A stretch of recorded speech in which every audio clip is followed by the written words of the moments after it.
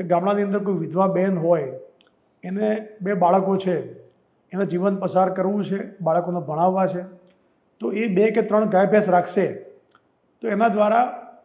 ગામની મંડળીમાં દૂધ ભરાવશે, મંડળીમાંથી દૂધ ડેરીમાં આવશે, ડેરીની પ્રોડક્ટ બનાવી અને મિલ્ક માર્કેટિંગ ફેડરેશનના માધ્યમથી આખા દેશમાં વેચશે અને એમાંથી જ્યારે રૂપિયો ફરતો ફરતો ગામડામાં બેન પાસે જશે તો 10 દિવસે એને પગાર મળી જાય, એમાંથી એના પરિવારનું ગુજરાન કરી શકે, એના બાળકોને ભણાવી શકે અને એક ગૌરવપૂર્ણ જીવન જીવી શકે એ રીતની વ્યવસ્થા આપણા વડીલોએ આપણને આપી છે. ત્યારે આ વ્યવસ્થા મજબૂત બનાવવાનું કામ આપણું બધાનું સહિયારું કામ છે અને બધા જ આગેવાનો વિચારશે એવું કે આ વ્યવસ્થા જે આપણને મળી છે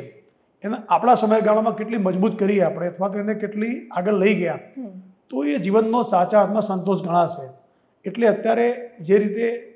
આની અંદર આવવા માટે પડાપડી જે લોકો કરી રહ્યા છે એ સેવાના માધ્યમથી આવવું હોય તો બધા માટે આવકારદાયક છે,